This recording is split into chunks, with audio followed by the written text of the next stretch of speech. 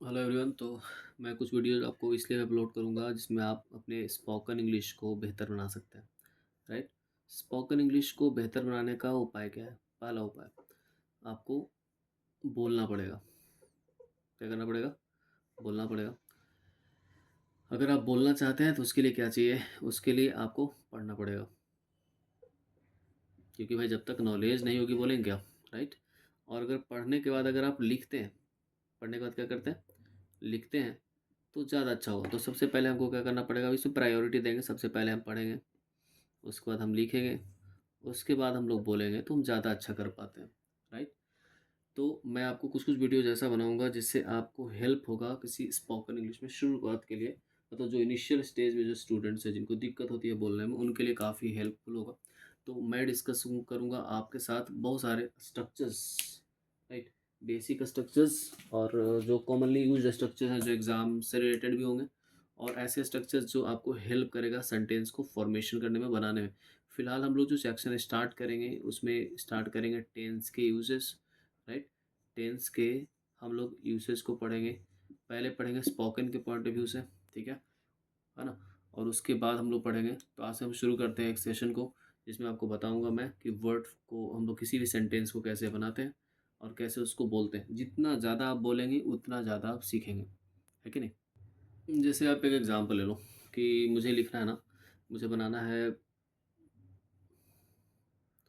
वह इंग्लिश बोलता है या फिर मैं इंग्लिश बोलता हूँ। तो एक सेंटेंस हम बनाते हैं उसमें, क्योंकि टेंस के अनुसार इस स्ट्रक्चर पे बेस्ड होता है।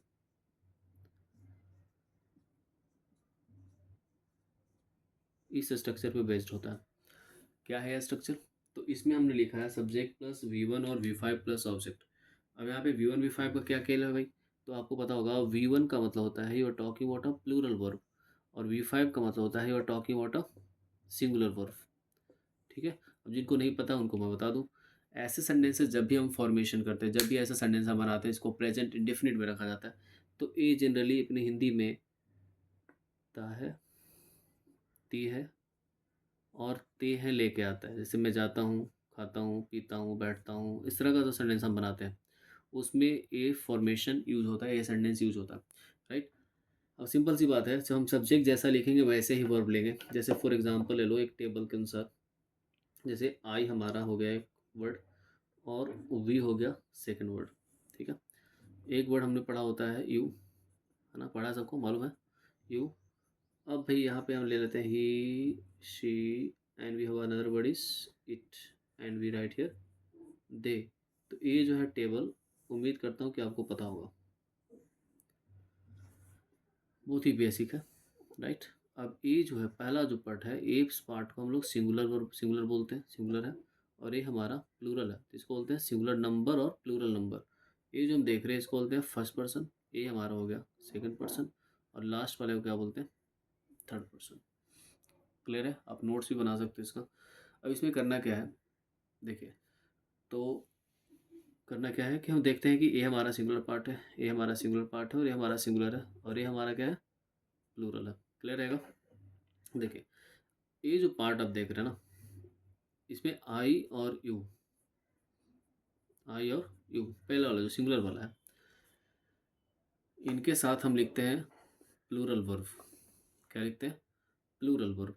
बाकी इनके साथ जितने भी केसेस हैं सब में सिंगुलर के साथ सिंगुलर, प्लूरल के साथ प्लूरल लिखा जाता है कि नहीं? जैसे अगर हम लिखते हैं ही, शी, इट, या किसी का नाम लिख दिया, मैं राहुल लिख दिया, तो इसके साथ जो वर्ब यूज होगा क्या होगा भाई? V5 यूज होगा। क्लियर है? इजी है ना?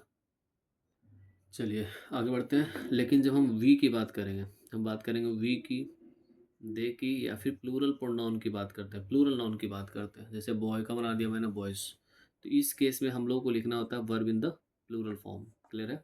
प्लूरल फॉर्म का मतलब क्या है? अब जिनको इस बात में क्लैरिटी नहीं आ रही उनके लिए समझाता हूँ।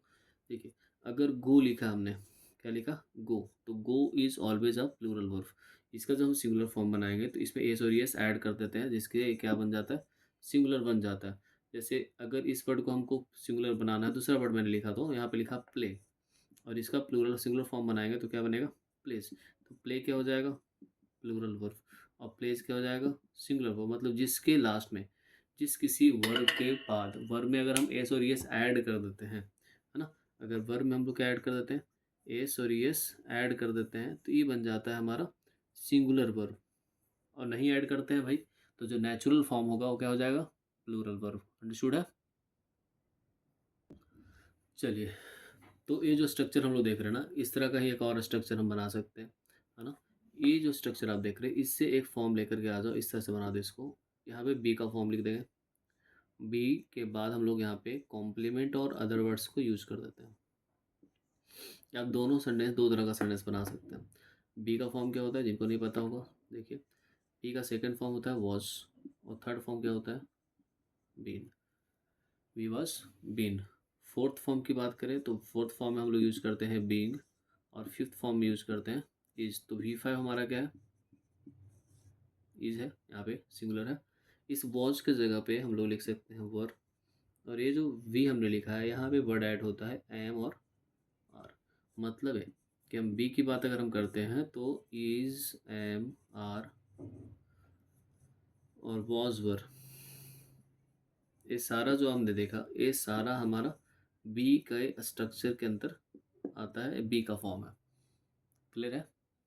देखिए, और जब हमें सेंटेंस बनाना होता है, सपोज कीजिए मुझे एक सेंटेंस बनाना है बी से, तो हमने एक सेंटेंस बनाया, मैं एक टीचर हूँ, तो मैं लिखता हूँ आई एम अ टीचर। ठीक है भाई, आई एम अ टीचर। ठीक है, टीचर यहाँ पे कॉम्प्लीमेंट है जो आई के बारे में बता रहा है। यहाँ पे कोई एक्शन नहीं हो रहा है, फिर भी यहाँ पे एक वर्ब लिखा है। तो जब कोई भी एक्शन नहीं हो लेकिन सेंटेंस में एक वर्ब है, तो जो सेंटेंस में जो वर्ब इकलौता आता है ना, वो हमारा फाइनाइट वर्ब होता है। उसी को हम लोग मेन वर्ब भी बोल सकते हैं। क्या बोल सकते हैं, मेन वर्ब भी बोल सकते हैं। मतलब अकेला जो वर्ब यूज होगा सेंटेंस में वो हमारा मेन वर्ब भी हो सकता है। ठीक है, जैसे फॉर एग्जाम्पल नज़र ले लेते हैं, जैसे लिखा शी नोज यू। करेक्ट। अब यहाँ पे नोज क्या है, नोज हमारा एक मेन वर्ब है जो बता रहा है शी जानती है किसको, यू को। यू कौन है यहाँ पे, ऑब्जेक्ट है। ठीक है, कंफ्यूजन तो नहीं हो रही है, नहीं हो रही होगी। तो ये हमारा मेन वर्ब है और ये हमारा ऑब्जेक्ट है। याद रखना, ये हमारा सिंगुलर होने के कारण, ये हमारे सिंगुलर सब्जेक्ट होने के कारण इसने हमने क्या लिया है, सिंगुलर वर्ब लिया है। क्लियर है ना। आगे बढ़े, चलो कुछ और एग्जाम्पल लेते हैं। जैसे हमने लिखा ही इंग्लिश बोलता है, वह अंग्रेजी बोलता है, तो इसमें सेंटेंस क्या बनाते हैं, ही स्पीक्स इंग्लिश। ये बनाएंगे, और क्या बना सकते हैं, है कि नहीं। लेकिन जब इसका नेगेटिव फॉर्मेशन होता है, जब इसका नेगेटिव फॉर्मेशन आता है, जो स्ट्रक्चर हम फॉलो करते हैं नेगेटिव सेंटेंस के लिए, उसमें हम लोगों को डू और डज लिखना पड़ता है। क्या लिखना होता है, डू और डज लिखना पड़ता है। जस्ट ए मिनट, ठीक है ना। तो हम लोग को लिखना होता है डू डज। ठीक है, और डू डज के बाद यहाँ पे हम लोग को लिखना होता है नॉट। नॉट के बाद लिखते हैं V1, और V1 के बाद लिखते हैं ऑब्जेक्ट। ये हो गया आपका नेगेटिव सेंटेंस का स्ट्रक्चर। तो मैं यहाँ लिख देता हूँ नेगेटिव। अगर मैं इंटेरोगेटिव सेंटेंस बनाऊंगा तो ये जो डू डज हमने लिखा है ना, will take do does here in the beginning of the sentence, will write the subject, will write the verb in the first form, will write an object and the sign of interrogation, right. For interrogative negative sentences will have do does. ठीक है, हम यहाँ पे भी not लिख सकते हैं और सब्जेक्ट के बाद भी नॉट लिख सकते हैं, ऐसे लिख सकते हैं। And will write like V1 plus object and question mark. मतलब हम इसको ऐसे भी लिख सकते थे, और यहाँ पे लिख देता मैं नॉट, मतलब इसको कॉन्ट्रैक्ट कर देता डोंट डजंट, फिर लिख देता मैं सब्जेक्ट, फिर लिख देता V1 और ऑब्जेक्ट। तो ये तो स्ट्रक्चर है जो हम लोग को फॉलो करना पड़ता है। ठीक है, एक अफर्मेटिव, एक नेगेटिव, एक इंट्रोगेटिव और एक इंट्रोगेटिव नेगेटिव। अंडरस्टूड है ना। चलिए फोटो खींच लीजिएगा, देखते चलिएगा। तो जैसा कि सेंटेंस हमने लिखा था, ही स्पीक्स इंग्लिश। ठीक है ना, ही स्पीक्स इंग्लिश। अब इसका जब हम नेगेटिव सेंटेंस बनाएंगे तो यहाँ ही लिखा है। ठीक है, तो ही के साथ हम लोग को क्या लिखना पड़ेगा, डज नॉट, और हम लोग वर्ब का फर्स्ट फॉर्म लिखेंगे तो क्या हो जाएगा, स्पीक। ठीक है, और लास्ट में क्या हो जाएगा, इंग्लिश। अगर कन्फ्यूजन होती है कि डू और डज कहाँ लिखते हैं तो मैं उसको भी क्लैरिफाई कर देता हूँ।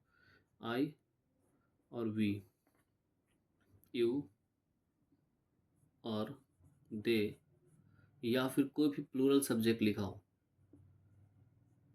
प्लूरल सब्जेक्ट लिखा हो, इनमें से कोई भी। ठीक है। ठीक है ना, आई, वी, यू, दे और कोई भी प्लूरल सब्जेक्ट लिखा हो, तो इसके साथ हम लोगों को डू यूज करना पड़ता है, ठीक है। लेकिन ऑन द अदर हैंड अगर हम इस आई के जगह पे लिखता है, मैंने लिखा शी, ही, है कि नहीं, मैंने लिखा इट, या कोई भी सिंगुलर सब्जेक्ट लिखे, हम लोग यहाँ पे सिंगुलर नाउन लिखते हैं, कोई भी सिंगुलर नाउन लिखा हुआ है, ठीक है जी। तो इस केस में हम लोगों को लिखना होता है डज। एकदम कन्फ्यूजन नहीं होना है, कुछ भी कन्फ्यूज नहीं होना है, देखते चलना है। डू का यूज़ कहाँ करेंगे, मैंने क्लैरिफाई किया। डज कहाँ पे यूज़ करेंगे, मैंने क्लैरिफाई किया। एक बार देख लेना, ईजी है। चलिए अब मैं फिर से वापस आता हूँ। तो ये हमारा सेंटेंस जो था वो अफर्मेटिव था और ये क्या था, नेगेटिव। अब इंट्रोगेटिव बनाते हैं। तो इंट्रोगेटिव में बनाएंगे तो ये जो डू है ना, इस डू और डज को यहाँ लेके आएंगे शुरुआत में, तो विल राइट हियर डज, ठीक है। अब हम डज लिख दिए, तो डज के बाद क्या लिखना होगा, ही, राइट ना। डज ही स्पीक, अब यहाँ जो इंग्लिश लिखा था उसको यहाँ पे लिख देंगे, ठीक है, क्वेश्चन मार्क हो जाएगा ऐसे। इंट्रोगेटिव नेगेटिव में आते हैं, फिर क्या करेंगे, ये यहाँ लिख दूंगा मैं डजंट, डजंट ही स्पीक, और यहाँ पे क्या लिख देंगे, इंग्लिश। अब आ जाओ, ये स्पोकन इंग्लिश में कैसे हेल्प करेगा। जैसे अगर आप इनिशियली स्टार्ट किए हैं, तो इसका मतलब हो गया कि मैं, वह इंग्लिश बोलता है, वह इंग्लिश नहीं बोलता है, क्या वह इंग्लिश बोलता है, और क्या वह इंग्लिश नहीं बोलता है। अगर आप ऐसा स्टेटमेंट खुद से बनाते हैं, सपोज कीजिए ये स्ट्रक्चर हमने लिया और इस स्ट्रक्चर पे 50 सेंटेंसेस खुद से सोच के 50 सेंटेंसेस आप बनाइए, 50 सेंटेंसेस आप बनाइए। अगर आप 50 सेंटेंसेस बनाते हैं, जैसे फॉर एग्जांपल ले लो आई, ठीक है, मैं लिखा आई स्पीक और यहाँ लिखा मैंने हिंदी, एक सोचा मैं। तो फिर इस तरह से आपको सोचना है दूसरा कुछ, है ना। इस पे वर्ड चेंज कर देंगे, अगला वाले में ऐसे लिख देंगे, फिर अगले बारे में क्या लिख देंगे, I run in the field. समझ रहे क्या बोल रहा हूँ मैं। तो इस तरह का सेंटेंस आप सोचेंगे ना, जब जब आप दिमाग का यूज़ जब तक नहीं करेंगे हम सीख नहीं पाएंगे। तो फर्स्ट ऑफ ऑल क्या करना है, we have to use our brain. इसके नेक्स्ट वाला वीडियो नेक्स्ट डे में अपलोड कराऊंगा, ठीक है। तब तक के लिए इस वीडियो को देखिए। अगर आपको अच्छा पसंद आएगा तो लाइक और सब्सक्राइब करना और कमेंट भी करना, ठीक है। कोई प्रॉब्लम होगी तो बताना है, ठीक है। Thank you.